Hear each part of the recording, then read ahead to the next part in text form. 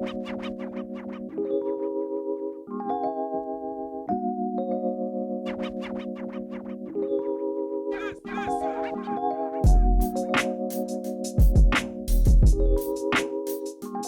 up, guys? So today I'm going to be showing you how to shoot light and airy. I've seen a lot of videos out there on how to edit your photos to be light and airy, but you really have to start with the shooting process with the end result in mind to be able to achieve it effectively. So I wanted to make this video, and one thing I wanted to mention is this video is actually a really tiny part of a mini sessions course that I've created, and I'll put a link to that in the box below. It's helpful to understand the basics of photography and shooting in manual mode when you're trying to achieve a certain look like light and airy. So if you don't know that process, I explain it very simply in this video. You'll specifically will want to know how to spot meter for your subject's face and to use a wide aperture to have a narrow depth of field and a really pretty background. So there's a couple things to consider when you're shooting light and airy.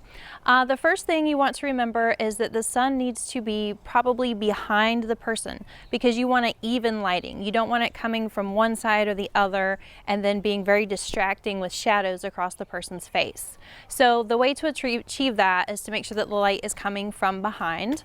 A lot of times it's really effective if you also have trees. So if you have your subject and then you have like your trees and then you have the light is coming from that direction, it can create a very beautiful look. The second thing you need to keep in mind is you might want to use fill light to fill in shadows. So you might want to use an on-camera flash if you have one. I like to use one with a Gary Fong, which you will see coming up in my tutorial. So you might want to fast forward to that. It helps to modify the light so that it's not so apparent that there's flash. And then of course you'll want to edit in your style, but to make it light and airy. And I use a couple of presets that I love, Maston Labs, to do that.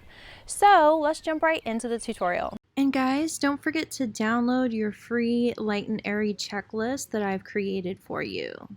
I would really suggest shooting to try and get it right in camera without having to edit anything out. So that is that without the flash. Now remember, the sun is actually, so the sun is behind us. The sun is this direction. So what we are going to do is we are going to turn him around and see what we get this way. Okay. Now the cool thing is, of course, like I said, we do not have to worry about the speckledy light as much. But as you can see, since the sun's coming from this side, look this way. Since the sun's coming from this side, you can see that there's going to be light that's going to bounce as a natural reflector from here. Since this side's darker, there's going to be darker shadow on this side. So we're going to want to use fill flash if we shoot this way. So I'm going to turn the flash around straight again. We're going to start at TTL -2. And I bet you anything, we are going to create a look. So 2,000ths of a second, 1.8, ISO 125. We're going to get something sort of blown out in the background and light and airy. Yes, let's turn the flash off and let's turn our ISO up a bit, or our shutter speed down. 800th of a second. Stay right there. I need to see.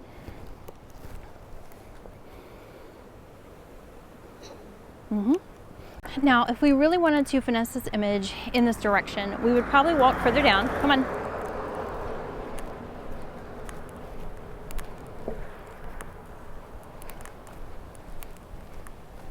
Okay, now the reason we're going to walk further down is because we're going to have the tree framing the background a little bit more. Okay, that is going to create a much prettier look. Can you see? Oh wait, stay back, go back. Where did you see? Okay. You saw it? Yeah. Where's the leaf? Oh, I didn't catch the leaf. We have to do it again. Scoot back. Okay.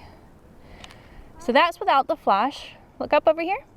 We still got that trash can in the background over there, which sucks. All right, so we're gonna go back down to 2,000th of a second. Stand up. We're gonna turn our flash back on to negative, or -2. All right, stand up, sweetie. Put your head up, sweetie.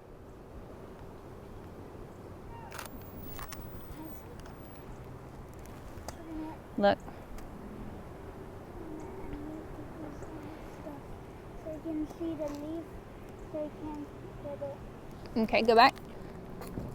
So the sun has changed, so we have to change our settings from 2000th to, I think we're gonna try, let's try 400th. And we're gonna have that -2 on the flash. All right, go ahead and throw it. Okay. Now that is gonna create the light and airy background.